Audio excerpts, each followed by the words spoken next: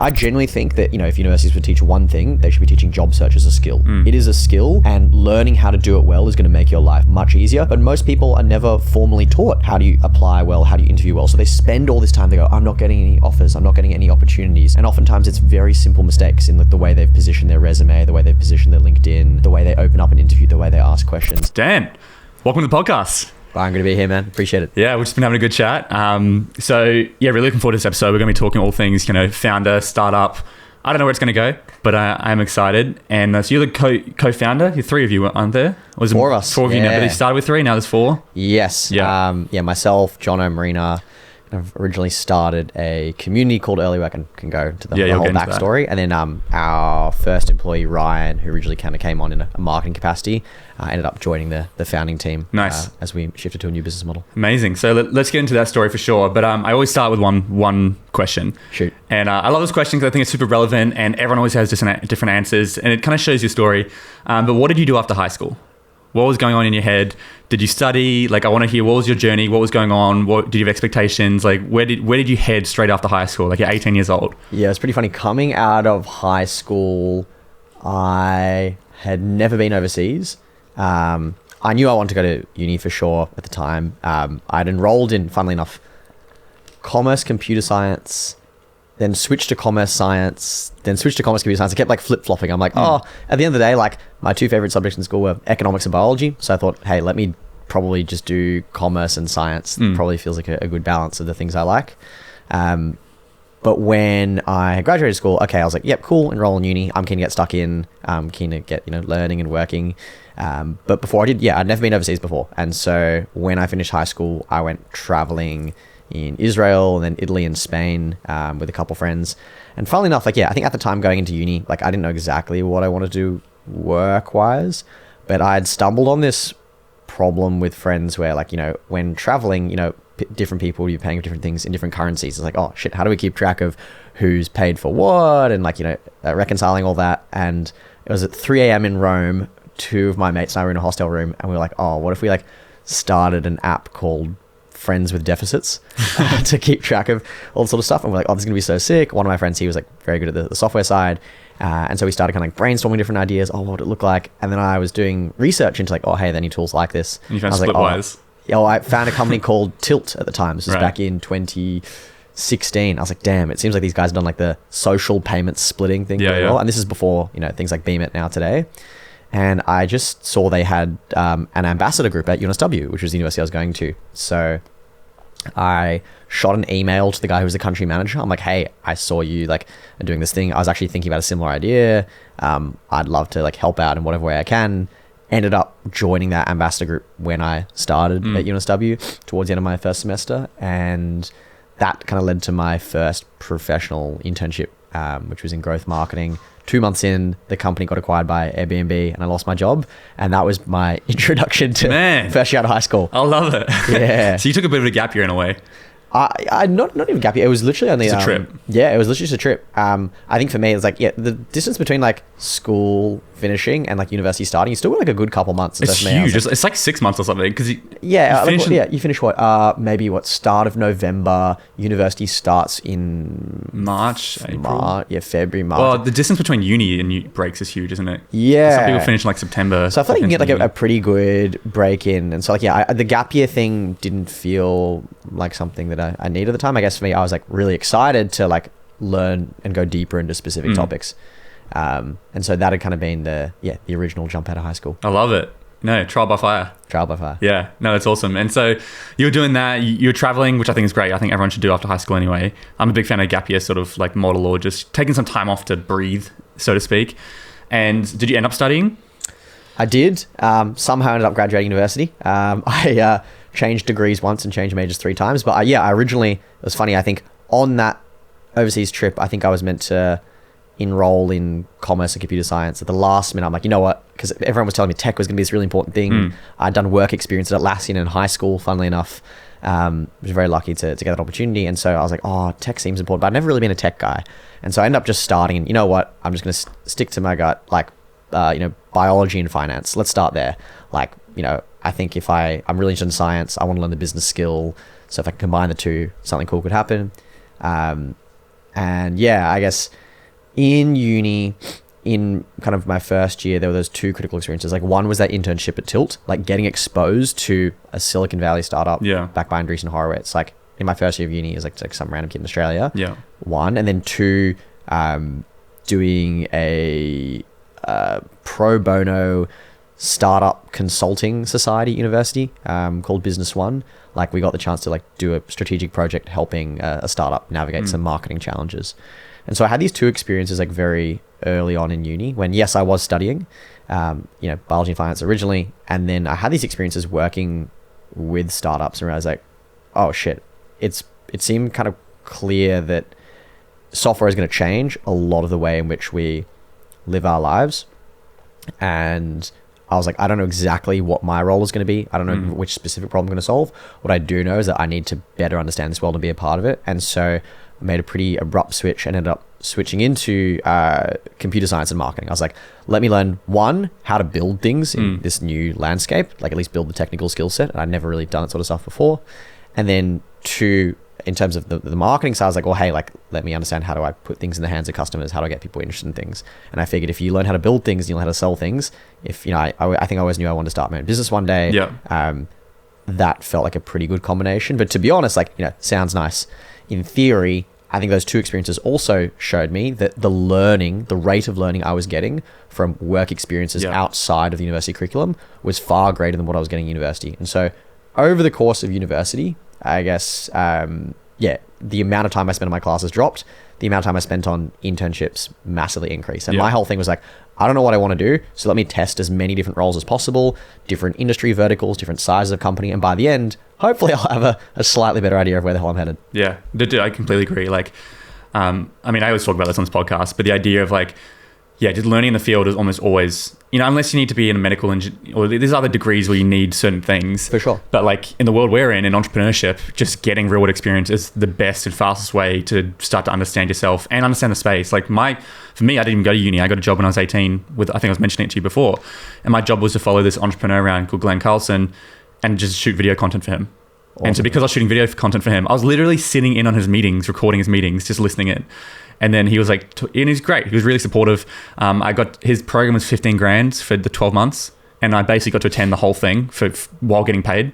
And it's like, that was just so valuable for me. It's all about building a personal brand, I got to connect with other business owners, which is how I started my first company and got my first clients. They were all just people I'd met through his community. Awesome. And it was just like, there's a launching pad that got me into business. And it's so much more effective than had I gone to study entrepreneurship or something.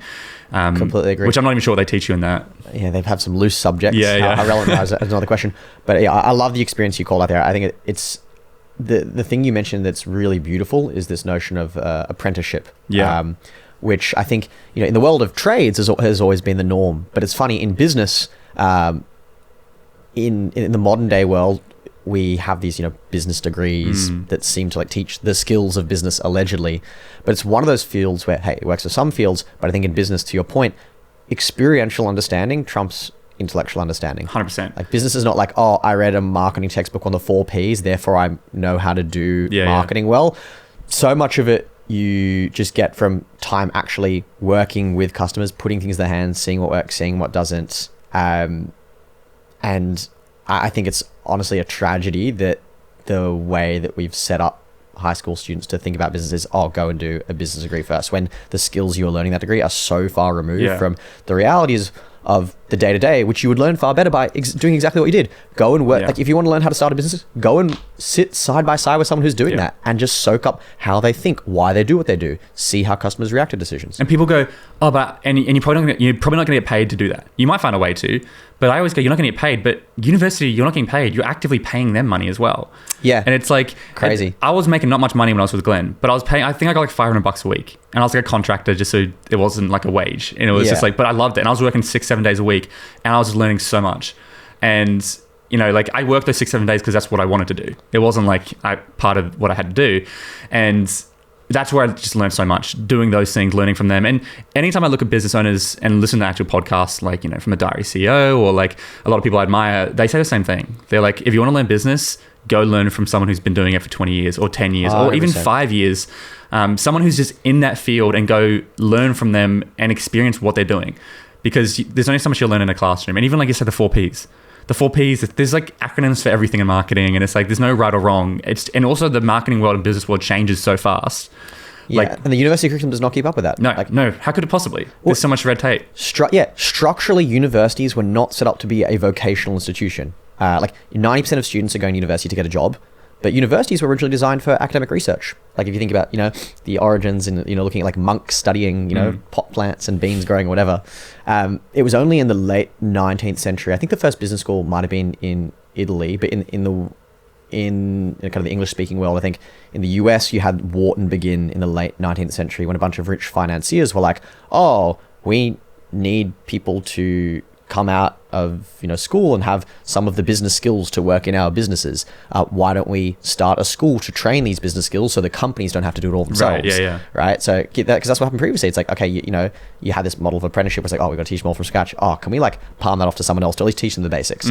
And so you have originally the emergence of business degrees in the US, teaching, I guess, like the fundamentals like accounting and finance, but then because the traditional model of academia and these university degrees, you had like these like 4-year degrees doing, and with extended research, we kind of just retrofitted that business concepts onto that. We just went, hey, cool, let's just like try and put businessy stuff across the same time span in the same theory based format, and like I guess people might learn some of the relevant context. But I think it's unbelievable that people can spend $40,000 and spend 4 years on a business degree and come out learning so little that is relevant and applicable to the day-to-day running a business. I almost can't wrap my head around it. Like I look at some of the stuff online and some of the books I've read, and it's like genuinely, they view like there are certain books and stuff online from like people who've been in business for like a long time who are like legitimate, and you'll learn almost more, I imagine, more from them. And which is insane because you're spending so much money over so much time. And the fact that university, you don't even get to meet that many people now because it's so online, and it's, most people I know don't make friends at uni. That's a big, to be honest, is the biggest selling point of university. Exactly. And I would still recommend for the average person, if you have no idea what you want to do, starting university is not the worst idea. No, right? Because you're going to meet other people your age who are, oftentimes, have similar interests, ambitious. Finishing university, different question. Yeah. But as a place to meet, I have friends who like did uni for like 1 year, dropped out, and they made some great friends from that. Like, one of my best friends who's now a founder, like I met him through uni. He was only there for like a year. But I'm not seeing that much post-COVID. And I have data on it. I've had 18,000 people now take this quiz we've done online. And one of the questions I asked is, did you make friends at uni? And we have the data that, majority of people didn't. Like a really close friend. And like, the same I ask people on my webinars and everything I do. It's a big point. I go like, because a lot of people, I agree. If you go to uni and you get to become a bit of an adult, you kind of, even if you don't end up with a degree, but you meet people, you have some fun, go to some, what are they called? Like, societies and whatnot, do that stuff. Yeah. There's some validity there. For sure. But most people I know are not even having that experience. And we're sold that experience through, like, college in America. And we're like, where they move away, they join the football team, there's frat parties and stuff. And Australia is so different. It's so not that. All our unis are in the city. It's very healthy that it's expensive. Those two things. It's expensive, and you don't get this lifestyle that we were kind of like, we weren't promised it, but you almost go, I know that's not Australia, but it's got to be similar. Like, I think it's close enough, you're right? Like, your subconscious mind goes, that's what university is. But it's not, unless there are some, of course, but I'd say generically, or on average, it's not that great anymore. Like my sister's she's studying occupational therapy, and she's watching recordings from 2 years ago. And in those recordings, the teacher's like, hey, we've got this exam coming up, and it's not, and they have to be like, hey, by the way, this is a recording, that exam's not coming up. And I'm like, she's paying like 15 grand a year for that. Yeah. I think uni for the price point feels pretty off in terms of the quality of content, the relevance of content. But that's the thing, like the social piece. It's funny you mentioned the US, right? Like one of my most impactful experiences in university, actually, honestly, the 3 best experiences I had in university were all the overseas opportunities I got with university. Like I went on exchange in the US, I did an entrepreneurship conference over there as well, and then did like a business case competition in Thailand. And each one of those, in terms of the margin of learning at a personal level, at a professional level, like all of them like were extraordinary. And so like, but it came down to the people I was meeting and learning from them. And I've heard as well, when people do exchanges overseas and when they take advantage of those opportunities, there is a lot to be said there. But I think most people just aren't taking advantage of those from what I'm seeing. And the cost of time and money is too much. Because in that time, like you could do multiple internships. 100%. But the issue is, what I think is, uni is a safe bet. It's like you just pay your money and you go in. Internships, you're not guaranteed to get anything. And a lot of people don't know where to start. But how do I get an internship? How do I like, if they're listening to us going, we got to learn from entrepreneurs. How do I do that, Byron? And like, Dan, how do I actually meet entrepreneurs? How do I learn from them? And it's like, there is no right way. There's no one way. But I mean, if you just start reaching out to people, I'm sure you could start having some doors open. The reaching out to people thing is huge, right? Like when I reflect on how I got my jobs in university, nearly like I did, I think, 10, 11 jobs, because I kind of quickly realized, oh shit, I'm going to learn a lot more from working and I get paid for it, to your point. So it seems like a much better use of my time. And probably like the startup ones, my first 2 startup jobs, one came from cold email reach out, one came from a cold LinkedIn reach out. I saw a Facebook ad for the company and just, had to reach out to the founder, and can dive into that story. Another one, offload, also cold LinkedIn reach out. So it's funny in terms of people like, oh, like how do I get opportunities? I think if you look at, say, an industry you're interested in, like, hey, I'm interested in, this space of maybe it's climate, maybe it's health, maybe it's kind of the legal tech world, whatever it may be, go, Google or AI search these days. I don't know if people say Google anymore. Kind of a list of like Aussie business in that area, read into a bit to them, and then you can just go reach out to the founders and just be like, hey, saw, you guys doing like XYZ, was really interested in, these specific parts of it. I'd love an opportunity to work with you guys as an intern. If you have anything that comes up, kind of 3 reasons why you should hire me, 1, 2, and 3. Like, and make sure you're not taking any resources away. That's a big thing for me. It's because like I've had interns where it's like, it cost us so much to manage them. It didn't even be worth it, even though they were free. I think you want to come with a hypothesis of the value you could bring to a business. Yes. So for a young person starting off, right, you go like, oh, how do I get my foot in the door? Don't worry too much about the title. I think people like obsess over title early on when it's really not necessary. Just being in a business, you're going to learn a ton already.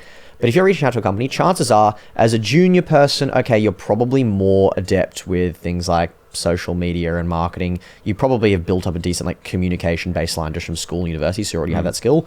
So oftentimes when I look at like junior people in the world of startups, like getting their first internships, very often it might be like customer support, customer success, could be marketing, could be sales. It's usually the interpersonal stuff where you haven't necessarily had to develop a technical portfolio yet. But at the end of the day, like if people just have good communication skills and the right personality, they can already add meaningful value from a revenue perspective, to a business, like in one of those sort of roles. Honestly, the way I did it is probably a good little hack as well. If you know how to use a camera, everyone needs content. Yeah. It's like if someone came to me and said, hey, can I shoot content for you? Just means I go to different things you're at, coming along to podcasts and stuff. It's like, 100%. Yeah. Like, that would be really valuable to me. 100%. And what you're thinking about there is like, what is my competitive advantage versus a business owner who's much more senior than me? Yeah. So it's like, a lot of businesses are not good at online marketing, but a lot of young people spend multiple hours of their day on Instagram, TikTok, social media, etc. So that the classic thing is like going to a business and being like, hey, I noticed you guys are currently doing this in terms of marketing. I had a few ideas for like how you might be able to like try different campaigns. I think you can change X, Y, and Z. If you're interested, I'd love to come on as a marketing intern and give it a shot to help you guys get more customers. Yeah. So you like come to a business with suggestions of how they can improve their marketing. But people, I honestly, and I don't know if I'm wrong here. Maybe I'm just like in my own little bubble. Shoot. But I feel like a lot of people have like a victim mentality where they go, but if I'm not being paid, it's not worth it. And it's an interesting thing because I do think people should be paid for the value they add. But the truth is, you're not going to add any value for the first little bit, at least the first month to 3 months, unless you're already good. But if you're doing an internship, it's probably because you want to learn. Like, I don't think you're going to add a huge amount. And internships could be like paid, but they're just like lower paid or whatever. Yeah. But I guess I've found whenever I work with people that are for free or we're paying them like half rate or something, they're usually they add the same value. Like they don't add a huge amount of value versus someone who's full time for me. That's been my struggle with working those people. And from other people I know, and I know people have nailed it. They've had some really good interns. But even when I was working for Glenn, when I was like early stages, like I knew video, but I look at like the skills I know now and I was like, God, I was inefficient for him. I was so like inefficient, but he was paying me a small amount and I was working my ass off and he was happy with it.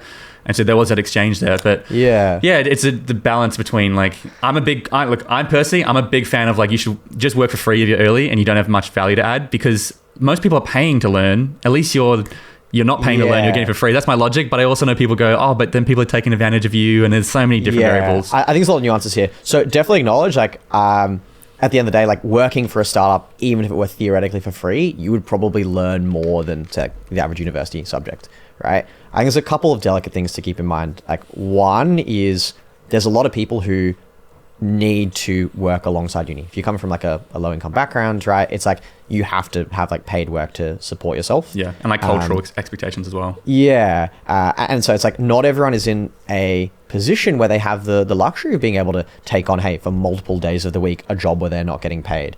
And so for businesses like offering, you know, say like only unpaid internships, and you see it a lot in the like creative world and the media world, it often shuts out people who maybe need to use that time to be able to get paid, right? So it's kind of piece number one. I think the second thing that comes to mind is, and I say this as someone who like, you know, hires people, right? Like when you pay for something, you spend more energy ensuring that you get value out of that thing. That's why I'm saying I actually prefer to just pay someone. Exactly. Because exactly. I also, I don't know how to discipline someone if they're free.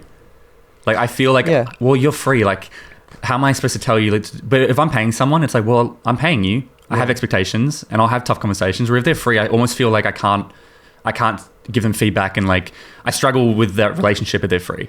Yeah, that's the thing. You know, if you just bring on, say, like an unpaid intern, it's like if that person does really well, or like, you know, if that person doesn't do really well, like it's not really like costing you much. So for the business, there's less of an incentive to invest in them. Like as soon as someone is paying for something, they go like they set a higher standard for what is going to come out of that thing. So, you know, when you're as an intern joining a company, if one company says, hey, here's a paid internship, another says, hey, there's unpaid, the one that's paying you, because they're spending money on you, they will have a stronger incentive to invest in you, because investing in you is going to deliver better business outcomes to them. But if one that's not paying you, they might just kind of like do it as like a favor, like, oh, hey, yeah, come check out what we do, come shadow. But they don't really have as much of an incentive to, you know, invest in you. There's nothing that like kind of keeps them accountable to actually going like, hey, we are going to teach you and invest in you.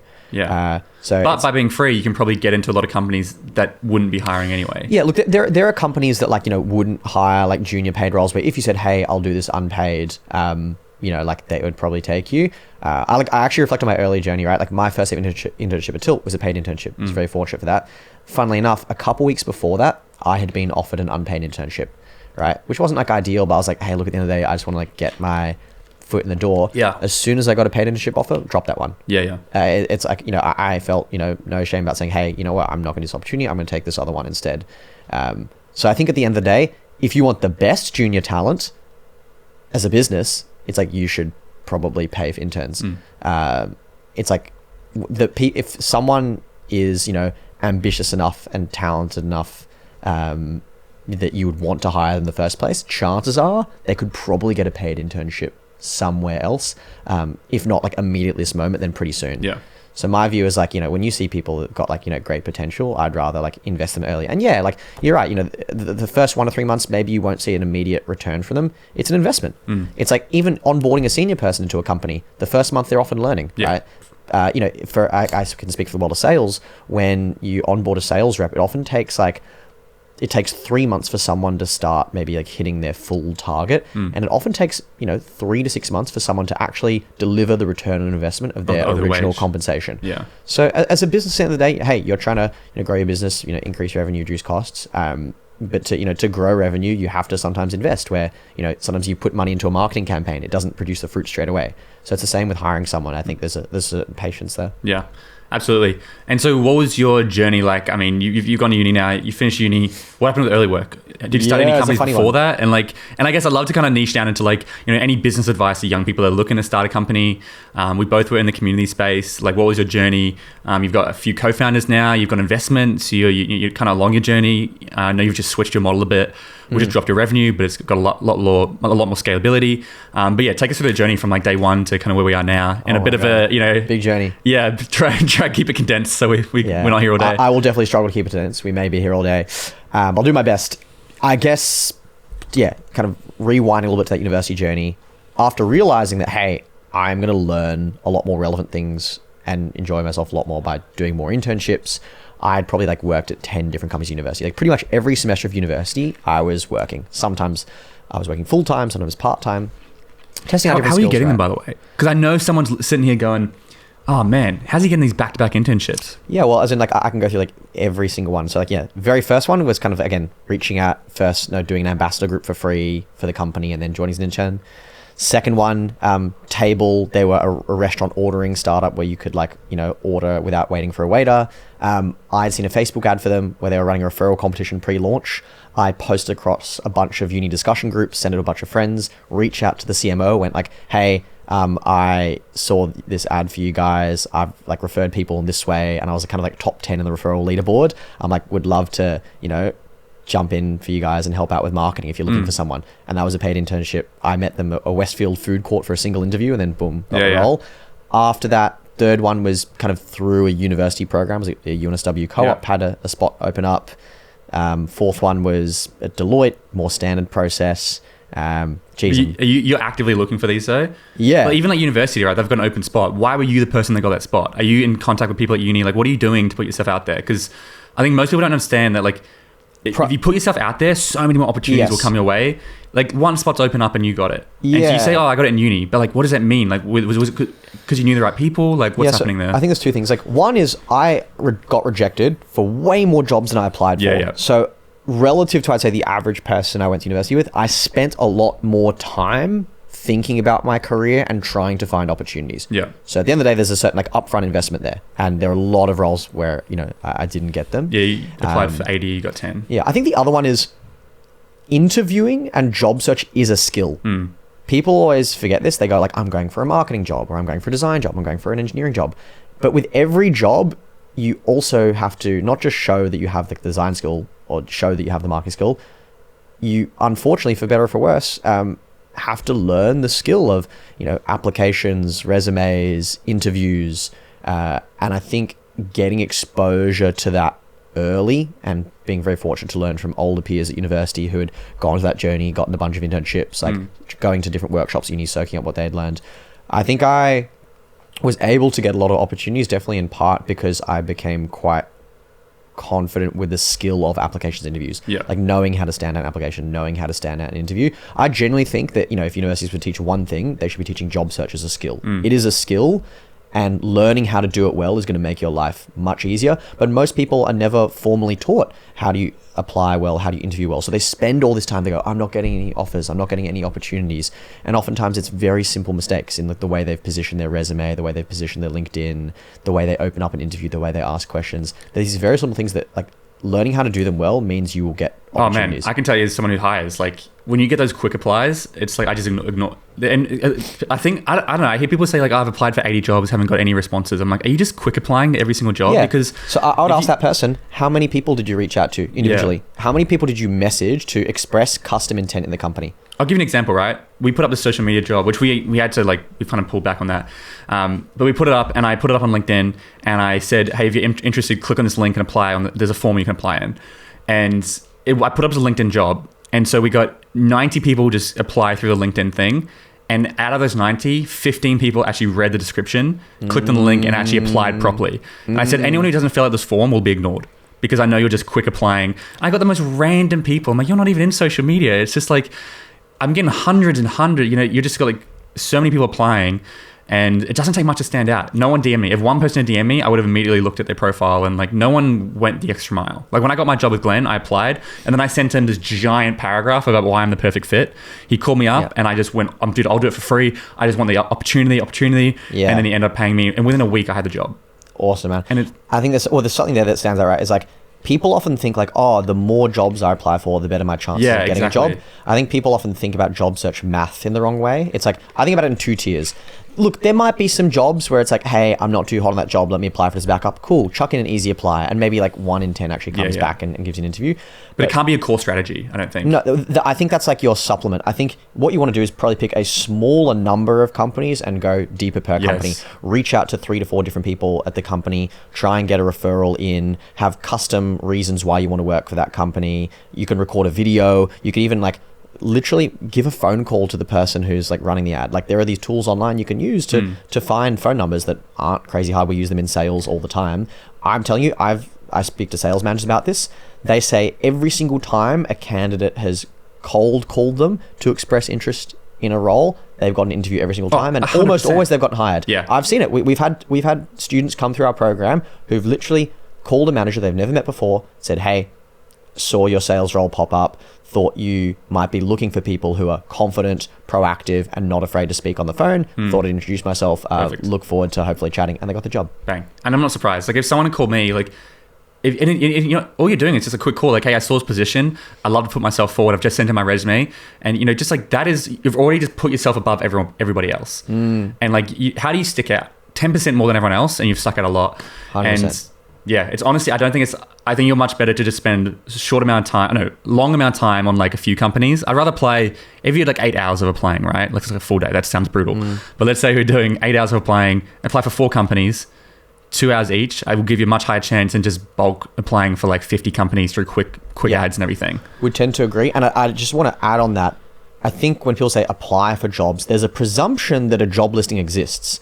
One thing we didn't necessarily touch on is some of the jobs I had in uni didn't have a job listing. That second job had no job listing. There was no job that existed. I just reached out. My job at Offload, which is kind of a logistics startup in Australia, now fortunately doing really well. I'd seen they had a full-time job. I couldn't do a full-time job, but I really like the company. So I reached out to the founder and said, hey, would you take on someone part-time?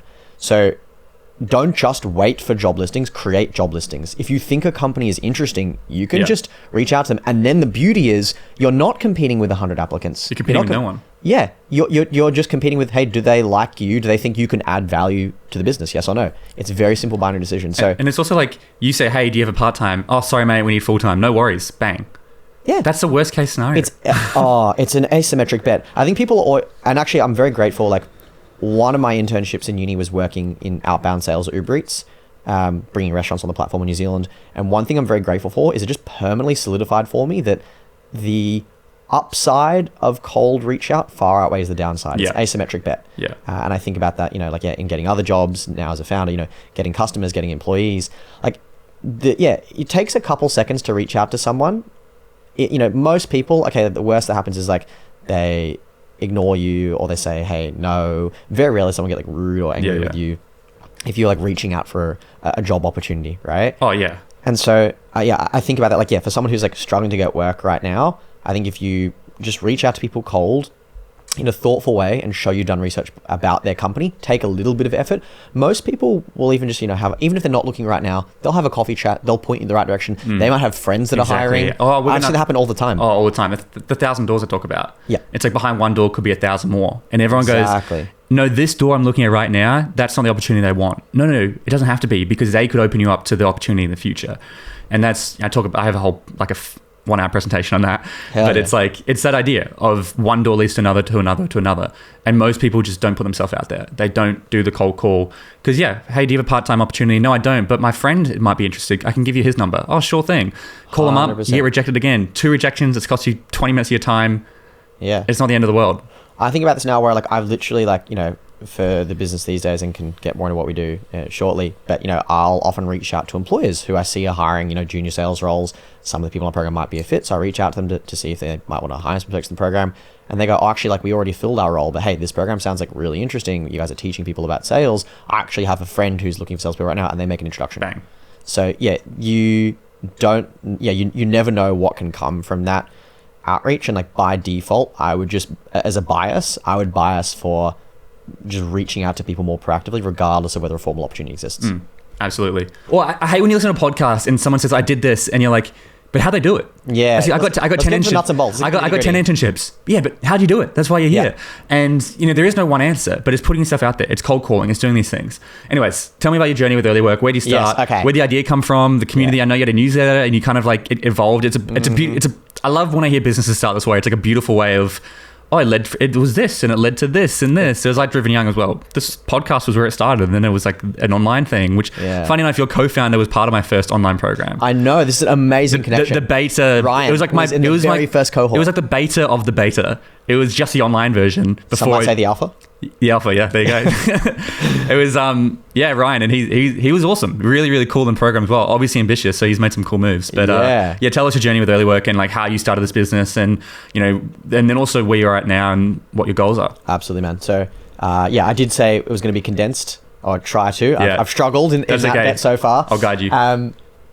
When I kind of got to the end of uni, I'd been doing all these work experiences. I went, wow, tech and startups in particular, I was having a lot of fun in. it was really cool, right? You get to like solve unsolved problems, really progressive culture. You get a lot of ownership and autonomy. It's really fast paced. You get to learn a lot. And it was crazy, right? Because I had all these friends, you know, especially in business degrees, and they were going into roles in consulting, investment banking, corporate law, professional services, and a lot of them were slaving away, working crazy hours, and they were hating it. They felt like miserable in their roles, and they just like felt that was the thing they had to do for the exit opportunities down the line, right?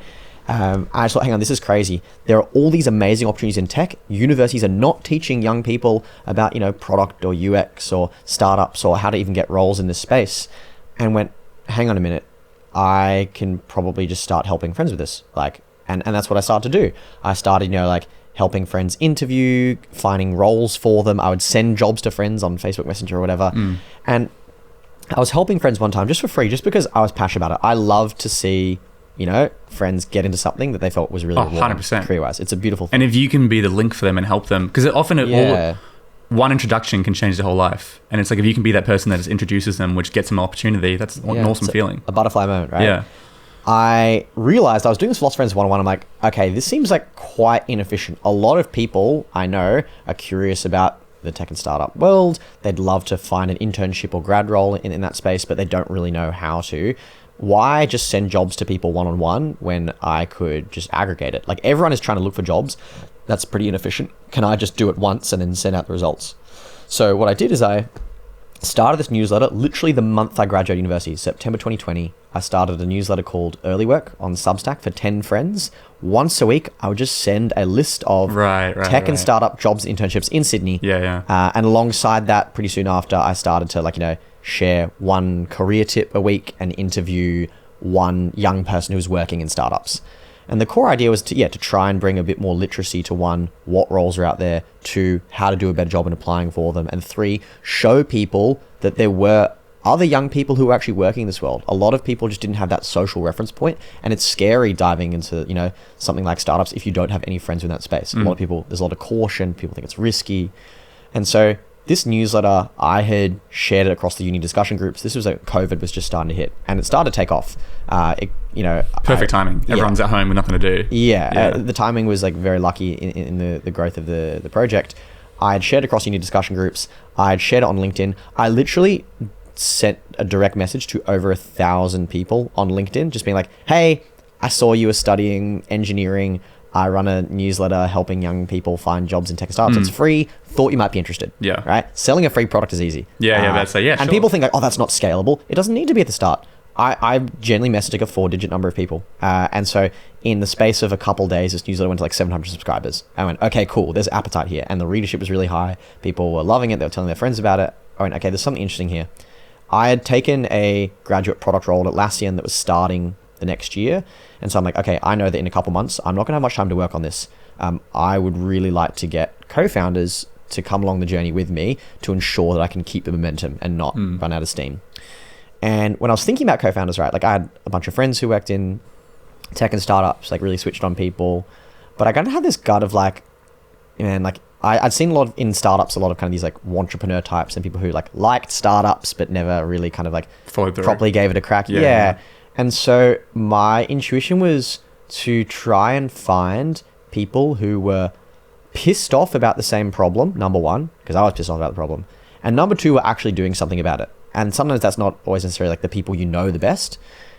What I ended up doing was I reached out to Jono Herman, one of my co-founders, who was running a small agency to help startups recruit students. So I was like, okay, he kind of gets that there's an education career disconnect. He knows that there's an opportunity as well. I then also saw Marina Wu, another one of my co-founders. She was running a blog teaching young people about product management careers. And so both of them had recognized that universities were failing in teaching young people about startup careers and were doing something about it proactively. I'm like, okay, I originally started working with Jono, a couple months later brought on Marina, and the three of us then started to work on this project together. Where it's like, hey, if we band together, if we all care about the same problem, I think we can make something pretty special. What started to happen is, our first business model idea was like, hey, people really value getting their graduate job. We ran a survey of over 100 people. The average university student was willing to pay around $3,000 to guarantee their dream graduate job. It's like, hey, if I could give you the exact graduate job you wanted, what would you pay? People said $3,000. Some people said $5K, $10K, even $20K. I honestly would have paid at least $20K. I was about to say, like, $3,000 seems kind of low. If you're guaranteed to get a job, it's like that pays itself. Exactly, right? It was enough that they went, okay, this is something people really value. Like, when you're in final university, the number one most stressful thing for a lot of people is like, shit, what graduate job am I going to get? Yeah. So, it also is the thing that sets you up for your whole career. Yeah. So it's like, man, it's a 100 grand. Oh, the domino effect, right? Yeah. It sends you on a completely different journey depending on where you go. And so we had tested, funnily enough, this no win, no fee career coaching service. We went, hey, we'll help give you career coaching, interview coaching. All of us had like had a lot of internships, and so we'd become comfortable with those skills. And we went, and you only pay if you land a job. Man, that sounds great in theory. That's a big balls guarantee. Yeah, sounds great in theory. I can imagine. Like, we ran it. Yeah. And we didn't really qualify the people coming in. Yeah. It was a very broad audience. We didn't really have a good structure around what sessions. You're going to attract the people that are most desperate and struggling to get jobs, because it's like, well, they only pay if they get it for me. And then it's like they're the hardest people to get jobs for. And it's like, exactly. I can see that falling apart. Yeah. Was an absolute train wreck. 2 people actually like did land jobs, but we just hadn't really formalized a good process or structure around like how to keep them accountable and how like payment would work. So ended up like shelving that idea. We kind of put it on pause. We went, okay, working with people one-on-one at a time, we need to have a bit more structure. Let's maybe try this in like a cohort. And we were about to launch a cohort-based job search program, which funnily enough is pretty much what we do today. And we went, hang on a minute, why would we help 10 people at a time if we could help thousands? Because we had this newsletter, which was now a couple thousand subscribers. All these young people wanted to find out about tech and startup careers, and they didn't even know each other. We went, how about we bring them together and get them helping each other? So we launched this community on Slack called the Early Work Village. And the reason why we put it on Slack at the time, because I was like, where do you host a community? Do you do it on Facebook? Or I originally ran a LinkedIn group. Terrible idea. Not a good product. LinkedIn is great. LinkedIn groups, not so good. But we decided to launch this on Slack because we're like, well, hey, a lot of companies and startups are using Slack as like, where people are for work. We wanted to almost build like your second digital office. It's hey, if you're already on your computer at work, we want you to be able to easily like switch over and join early work if you got work and career related questions. And there's a lot more opportunity software out there now for communities. The space has changed so much. I've used, man, I think I'm on my 4th one, and I've used a lot of different ones. And there's Discord, Slack, there's dedicated community apps and stuff. Like this was 2021. You can like white label your own apps and everything now. The community space is incredible. There's still, funny enough, there's still not one that that dominates. Yeah, well, it's funny now. Like we honestly just use WhatsApp. I know. Just for cut through. Dude, I love the platform we have, but it's like, it has all these features, but it often just can't do the fundamental stuff right. It can, like, a lot of people, it's a little glitchy and stuff. And it's one of the best in the world, the biggest ones in the world. Yeah, and I'm like, Circle, yeah. Well, yeah, we use Circle for like our like learning. Yeah, because it has so much capabilities. It's got a ton in it. It's unbelievable. But at the end of the day, like, I think the most important thing about a community is like, is someone actually going to check it regularly? Yes. Like all these people who have these like very like custom bespoke ways of designing communities. But at the end of the day, like I've seen a graveyard of Slack communities, Discord communities, LinkedIn groups, whereas I've seen like WhatsApp chats that thrive. And yes, it's missing a lot of the community features, but the good thing about it is people are checking it. Yeah. It's hard to do. It's really hard to do community because like for me, WhatsApp group I have way too many people. And so we need to segment, when you've got like 400 people in a community that are active and stuff. A big thing for us is we do like win channels and like coffee meetups and stuff. And so we get like 3 or 4 or 5 posts a day of people like just post. That's really wholesome stuff. Everyone likes and comments. And especially after our intakes, it's absolutely gangbusters in there. That's awesome, man. It's really cool, but it's still a little glitchy. Like there's no... Facebook groups was dominating, and then as Facebook has kind of left, there is, and everyone talks about it, there's this hole in the market of some app or some software that is the one place where everyone goes to all their events and to meet people and stuff, and there's nothing that seems to be able to fill it. Yeah. Everyone keeps launching something, but it doesn't land because they have to be on it. Yes. And people just don't go on it. Yeah. They'll open it up once and then forget about it. A specialized app for every single part of the social experience is a frustrating experience. I don't know why Instagram hasn't done it, because that's where people are. They're on Instagram. Yeah, and it's like, I always wondered why like Facebook events didn't get moved over into Instagram. I don't know. Like Instagram events would crush. Yeah. Well, now Apple's just come out with their own events app, for instance. Oh, have they? Yeah. Pretty recent. I think it was about a month ago. Oh, I'll look into that. Actually, I guess like a powerful competitor. Right. Anyhow, I digress. Newsletters taking off. Yeah. So we launched this community, Early Work Village at the time, just called the Early Work Community. Pretty simple name. And the core idea, again, like if we can get people helping each other in jobs, like people will then invite their friends to the community. And our core thesis was people will join the community for 3 reasons. 1, they want to find a job, very strong pull to come to the community. 2, they want to meet other people who are interested in tech startups, especially in a time like COVID when like connection was really struggling. And then 3, they just want to learn more about the space. There was a learning piece of like universities don't teach it. People want to learn about product and design and UX. And so we launched this community kind of essentially around those 3 core things, right? And we would have, very simple chats where like we had like a jobs chat where we would share jobs. There was a questions channel where people could just ask questions with what they're struggling with. Nothing too fancy. 2 months in, it was probably around 200 members. So like, some from the newsletter had converted, and it was struggling. Like there was a little bit of activity. We weren't quite getting things working. And what had really helped in those early days, it's something I learned from Tilt, and I always took it with me, is early on with the product, there's going to be like 10% of people who really, really love it, and 90% are kind of like, oh, this is like decent. Yeah. So we were like, okay, who are these people that are using it more than other people? Who are these people that are like responding in threads, starting their own threads, like trying to come to us with ideas and suggestions? And how do we bring them together? How do we listen to them? How do we learn from them? How do we make them a core part of the community? And we started this group called Keen Beans, which was like maybe like 10 of the most enthusiastic community members. And we would meet with them every month and get their thoughts on like what was working in the community, what wasn't. Should we launch new channels, new events, all this sort of stuff? I did something similar, by the way.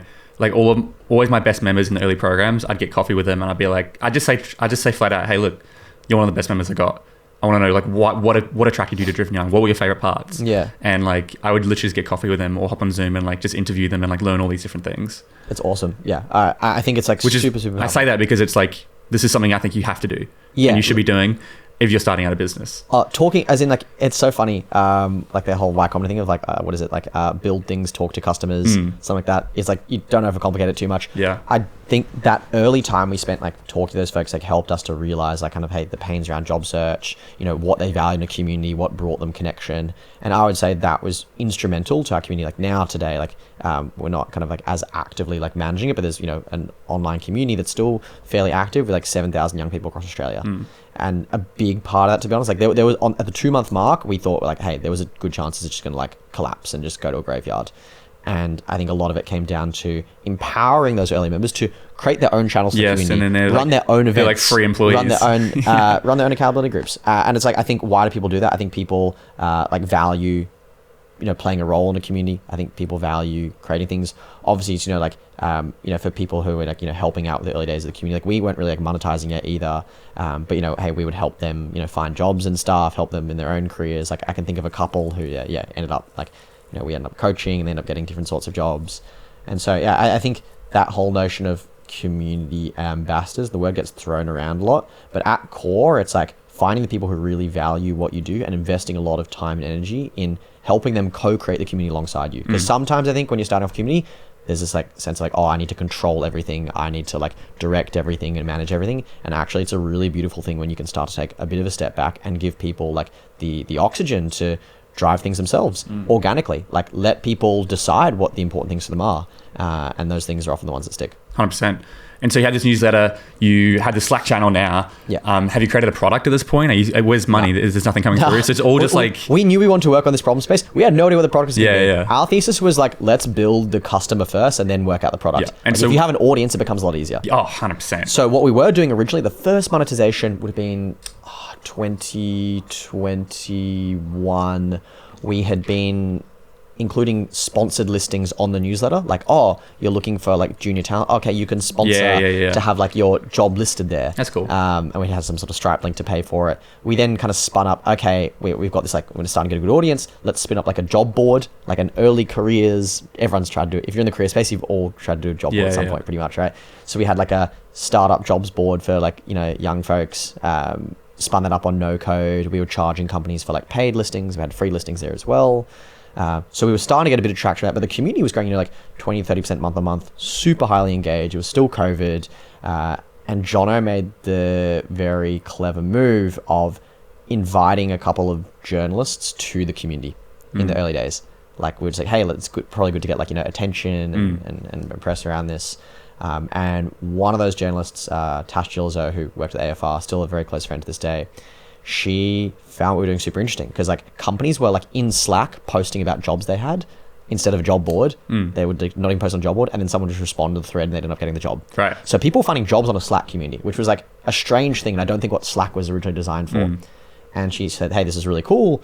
Did a piece on us essentially around like how, like, you know, young people in Australia now finding jobs through like a Slack community. And the day after that article came out in the AFR, as our first ever press, we hadn't like reached out for it. It was quite a surprise. Lucy Tan from SquarePeg, who'd actually been advising us for a couple months, been introduced to her by a mutual friend. She called me and she said, hey, Dan, like, you know, congrats on the article. Hey, have you guys ever thought about funding? And I went, oh, we're building a community. I don't really think about it as like a venture type business. We're kind of not really going on that journey. I had at the time quite strong views about, you know, how I wanted to like build a business. It was more important to me to build the right thing than the biggest thing. Anyhow, we ended up taking the chat with SquarePeg, kind of meeting the team, all amazing, really high caliber people. And eventually kind of got this opportunity where we decided, hey, look, you know, we're not quite the right fit for like venture funding, but they thought, hey, you know, having early work in the world, because we were all just working part-time on it for a year and a half. And their thesis was like, hey, we think this is going to, you know, produce more founders that they could invest in. It's going to, you know, increase the supply of talent in the startup world that could then go into their portfolio companies. And maybe we end up building a big business from it. Who knows? So it was unclear at that stage. But it was, you know, really awesome of them. They agreed to give us some initial equity funding directly off their balance sheet. So very non-standard venture funding. They hadn't really done something like this before.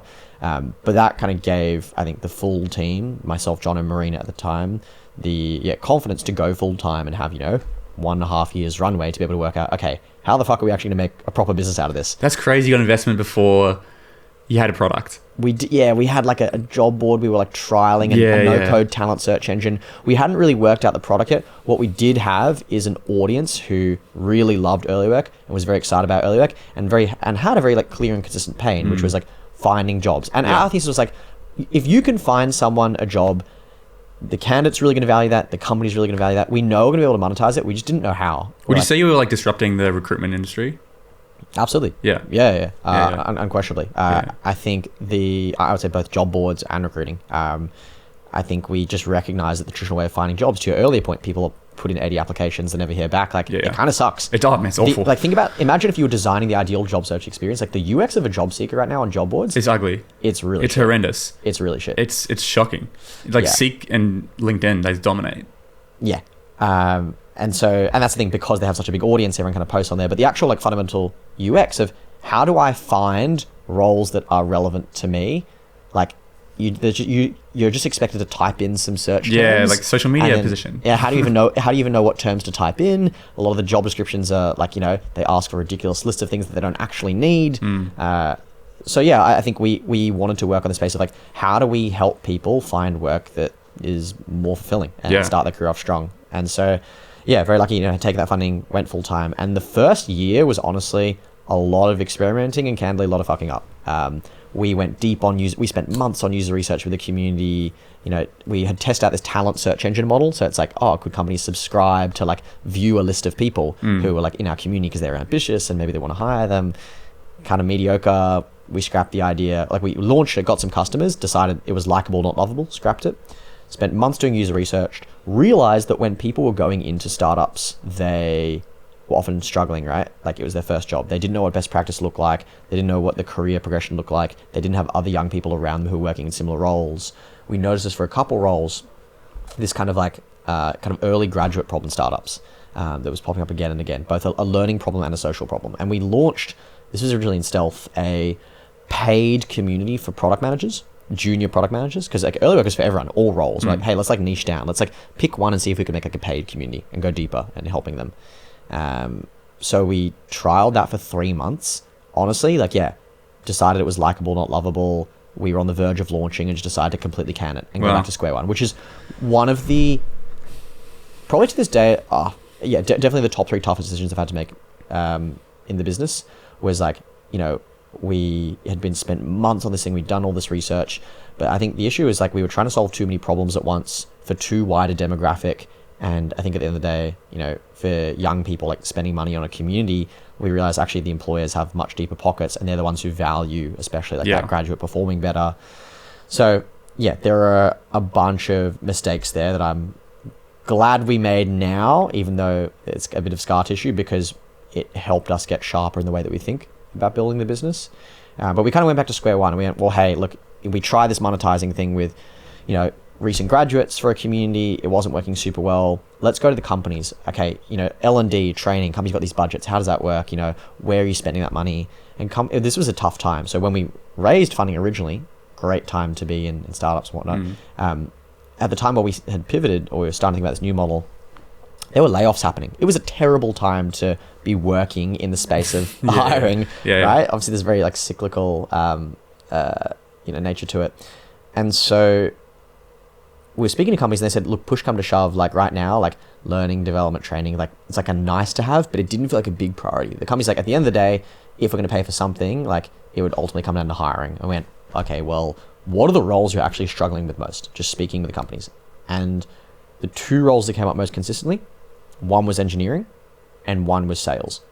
And this is funny, right? Because engineering has all these uni degrees, software engineering, right? Has all these tech boot camps, General Assembly, Academy XI. And then sales, we're like, sales, wait, that's not a technical role. It shouldn't take that long to learn, but none of the universities were teaching it. There were no boot camps around it. And we just realized, hang on a minute, this is very strange. Companies are really struggling with this role. And we were speaking to, uni students about it, recent graduates, and a lot of people didn't know that B2B sales was a career. They maybe had misconceptions around it. They thought it was a Wolf of Wall Street or a sleazy old school used car sales type setup. Or people thought, you need to have a business degree for that, right? Or really? Tech sales, you need to be technical for that. Right? Really? Yeah. Man, sales is sales. Sales, it's beautiful. I got some friends in sales and they make good money, and it's that was the even crazier thing. You can make insane money. Companies are struggling to hire for a role that they pay higher than any other role, and it doesn't require that much training. I know people making $300,000-$400,000 wage. Yeah. Through sales. Yeah. In tech sales as well. Yeah. Yeah. They're good. Yeah. I've met a couple people north of $500K annually in the field. Man. It's insane, right? And we just realized there's a bit of because there was low awareness around the role, coupled with a bit of a stigma around sales in Australia, we recognized there was a bit of an arbitrage opportunity. We went, hey, if we build a program teaching people about sales, one, we're going to solve that really meaningful problem we always knew, helping people, get a job in tech and startups. But two, we're solving a very meaningful hiring problem for companies, and so they're willing to pay. So what we ended up doing was launching in 2023 the first cohort of Earlywork Academy, and it was Australia's first tech sales bootcamp. And the idea was, hey, come learn about tech sales, the skill, learn the skills of job search as well. So we were teaching job search as a skill, and you only pay if you land a job. We still came back to that same idea. I mean, it's a very attractive. Couple things we did differently, right? Yeah. One, we required an upfront deposit. Yeah. Commitment, right? Two, we actually had partnerships with a number of employers. So for that very first cohort, we got a couple of employers to sponsor it, trivial fee, but just so we had companies that at least we could guarantee a minimum base of, hey, these are companies we know are willing to hire junior salespeople. And so we launched our first cohort, and there was a scary moment where this was a big bet. We had, 12 months of runway left. If this didn't work, we were going to be in a very difficult spot after already having one or two big failures before that. And very fortunately, the first cohort, 100% of the people who, after the cohort decided it was the right fit for them and wanted to actually find a sales job, ended up landing an offer. Yeah, nice. And we went, okay, there's something pretty special here. Yeah. There's something pretty special. And so here. Cohort, you mean or they join and they all do it together, and it's what? Live training, 3 weeks in the evenings. So it's all these people working during the day. So we just did night classes. They were all on live Zoom sessions. I was teaching. And definitely wasn't a super sales expert or anything. I'd spent 6 months working in sales at Uber, but I knew enough and had spoken to a bunch of advisors in sales to kind of build out the original curriculum. And that's it. And that's the current model today. Or things have changed a little bit since then. But look. That's a fundamental. That was your niche. Yeah, this is helping people get jobs in sales and helping companies hire salespeople. We are still doing today. Yeah. So that's pretty close to where we end up landing. And so ran that model for about 2 years. It was after 4 months, it was profitable already. So hang on, this is very powerful because we were charging both sides. Students would pay to land a job, companies would pay to hire. Did you take a recruitment fee or something? Yeah. You undercut recruiters or something? And because students were paying, we could at the time significantly undercut. Yeah. But that's crazy because you're undercutting the recruitment fee and they're getting trained people. Yes. So like you, Yeah. yeah. Yeah, we were getting... So that's huge value for the companies. Yeah, and a lot of these people weren't applying for sales on job boards because they just hadn't considered sales before. Yeah, So yeah. it was actually like, And if you weren't happy with the job boards, it was a talent supply companies. You're attracting new people to the industry. 100%. We realized there weren't enough people in sales in the first place. So in order to grow the pie for the whole industry, we needed to get more people thinking about sales. Yeah, yeah. We wanted to fly the flag for a career that had previously been largely neglected by tertiary education. Quite recently this year, we noticed two things. We'd been running this tech sales bootcamp for 2 years, right?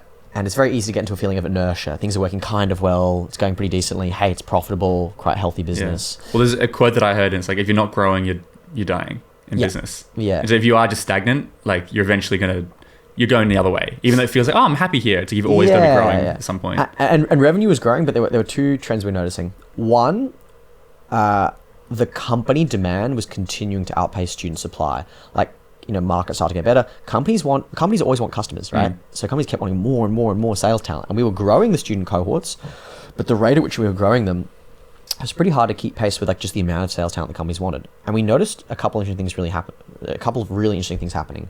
We noticed that there were companies coming to us who weren't in tech and startups, asking for the exact same thing. Like, hey, we're not a tech company, but we really need salespeople. Can you help us out? We said, oh, sorry, our program, the people want tech jobs. But then what started happening, people in the program, we were teaching about tech sales, and they would just go off, because some people got jobs at partner companies, some would get jobs in their own job search, they'd still pay for the program. And some of them were just getting jobs at companies that weren't software companies. And they were really liking those jobs. They were really happy with checking the companies later. They were like loving the jobs. And I think we'd all been in this tech and startup bubble. I think there's a lot of like hype and enthusiasm around the world of tech, and it's great, right? But I think what we started to realize is at the end of the day, like sales between different industries wasn't that different. The hiring pains are quite similar. At the end of the day, you can make good money in sales in a lot of different industries. Like it's an amazing role because it's one of the only professions where you actually get paid based on how you perform. Yeah, it's sales is beautiful because you get paid based on how you perform. And marketers don't. You can be a great marketer or a general marketer, you get paid the same base salary. You also can basically plug into any company anywhere. Yes. Like I did an episode with my original boss, Glenn, and he was like all about sales. And the whole episode was on sales. He's like, man, I'd go anywhere in the world and I could get a job. Because it's like, it's so beautiful because it's like, you cover your way, you cover, it's like, it's just math. It's simple math, right? Yeah, like the time to ROI on a junior employer is much better. Yeah. Which is why, like for companies in Australia, like sales is one of like, for overseas companies expanding here, sales is the largest role by headcount. For domestic companies, it's one of the top 3 largest roles by headcount. Yeah. Because at the end of the day, what do companies build a product and they sell it. And it's not super complex. How do you sell a product? Like how do you get customers? You either have to do sales or marketing. Also, people are terrified of sales. So yes, like people are terrified, and like it's something you have to do. If you want to get into business, you have to do like I've sold all my members. I do big sales. I do one to many. So it's like presentation style. Yeah. Which is has its pros and cons. But you have to have some sort of sales if you want to be in business. I don't know how you could be in business without sales skills. Yeah, people want to be a founder, but then they don't want to sell. I'm like, you realize you're starting a... I don't want to sell either. I have to sell. I do want to sell, but it's not like I don't enjoy telling people how much it is and stuff. Because there is like, you have those insecurities in your head, right? But you have to sell. And you have to run your business. And if you know you're doing something good, then you shouldn't be worried about that. Yeah, and that's the most important thing, right? Like, I think sales is one of the best jobs in the world if you believe in the thing you are selling. Oh, you got to believe in it. Because all it is then is just the transfer of conviction from one person to another. It's like, like if you think there's a product that can really help people or like is going to be really good for a business, then you can feel very confident selling that. If you're selling something that you don't believe in, then it's going to be a bad job. Yeah, exactly. So I think, like coming back to it, like we realized that people were going into jobs outside of tech and really loving it. They're really enjoying it. And we saw, company demand was growing so fast. I went, hang on a minute. If we want to keep growing this business and keep scaling it, we're going to need to fundamentally change the model. Like it's clear that one side of the marketplace is really, really feeling that pain and just keeps coming to us inbound, organic. Like we weren't doing any outbound sales for a year because we had so many companies coming to us. What we decided to do was we had this 3-week paid program for 2 years, and we would miss out on people who were already in sales, were top 5% job seekers who could land a job themselves, were low income folks who were even worried about the deposit, or were urgently looking for a job, they're unemployed. So there were great salespeople, potential salespeople we were meeting that we were missing out on. And we went, hang on, if we make a program that's free, number one, and 2, significantly shorter, make it streamlined, make it 1 week, then someone who's actively looking for a job in sales what's the downside to doing our program? We'll help you with interviews. We'll teach you sales skills before and after you start in the role. It's a no-brainer. It becomes a much easier sell on the student side. And it just from an accessibility perspective, opens it up to a much wider range of people. And then in taking on a much larger student supply, we can be more picky about the folks we end up progressing in the program, and then deliver for companies both a higher quantity and quality of talent. Yeah. And so we started that as of this year. We transitioned to a free, essentially kind of 1 week program, and have started doing it pretty much for all industries. Like, we're now industry agnostic. I think the role of sales isn't that different between industries. It's still primarily B2B, selling to businesses. But that's been, I think an incredibly rewarding early journey so far. Like, already, like, the reception from non-tech companies has been super positive. I think from a job seeker experience perspective, it's amazing. Like, people are shocked that it's free. Like, people go through all the training, they're like, oh wait, so like, do I have to pay that? And you're like, no. And people can't believe it. Wow. So I think if you add a disproportionate amount of value to job seekers, you can aggregate a pool of talent before they've even thought about looking at job boards, because they're not sure about sales. So if someone's never been in the role before, they come to earlywork now to work that out rather than going to a job board. So how do people come across earlywork? Do you do marketing or advertising, or is it just like... A couple things to call out. One, we do a lot of organic social. Obviously, the past years building the community, right? Like, even though the model's totally different now, one good thing is we built up a very large audience on LinkedIn, and I built a pretty strong knack for organic content on there. And so our reach on there, we have a lot of people just kind of coming organically inbound. Two would be referrals, right? Imagine someone helps you land a job for free. You catch up with your mates at the pub. Oh, so what have you been up to? Oh, I just landed this job. Oh, how'd you find it? Oh, I went through this program. So the amount of referrals from existing students is like a huge like multiplier for us, and makes a really big difference. We do like a bit of obviously kind of paid ad stuff. Nothing like too crazy there.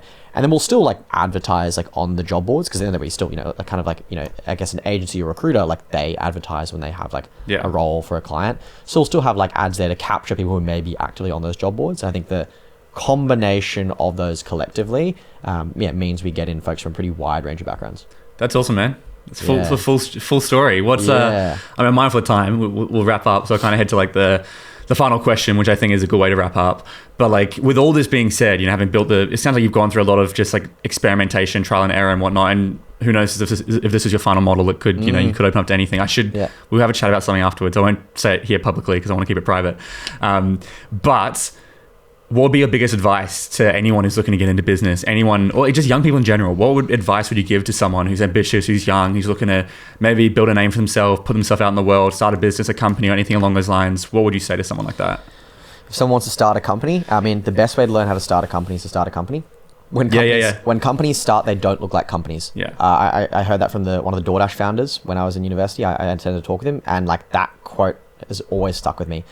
You don't think like, oh, I don't know how to start a business. Like, you could just start a newsletter. You could just start a society at uni. You could just start a charity, start an Instagram blog. Like, just start a small project in something that like feels, interesting or exciting to you. And then you'll learn so much from doing and going from there. The second best way, if you're not starting your own company, the second best way to learn how to start one is go work in an early stage company. Like working offload, getting to work with Geoffroy and Thomas, and being close to founders, like you soak up so much in terms of the way they think, the decisions they have to make. So it's like, if you're someone who's like, I'm very confident, want to start my own company, I would be simultaneously working on a side project and then hustling hard and reaching out to try and get an internship or a job with an early stage startup where you can work directly with the founders. It honestly is as simple as that. Don't overcomplicate it. Start a side project, keep it really simple. Don't overthink it. Don't have to have a logo. You don't need all that stuff. You don't even need a name. Just start it. Like you said, this is a newsletter, and you came up with early work, and it's it's kind of changed. And a newsletter became a community, became a school, became a 3-week. And same with me. Like Driven Young was a 3-week. It was originally called the Intentional Gap Year Project. Hell yeah! And it was for 18-year-olds, and I switched to people in their 20s, and then we went to a 3-month model, 2-month model, 1-month model. Now we're at a 12-month model, and then all these.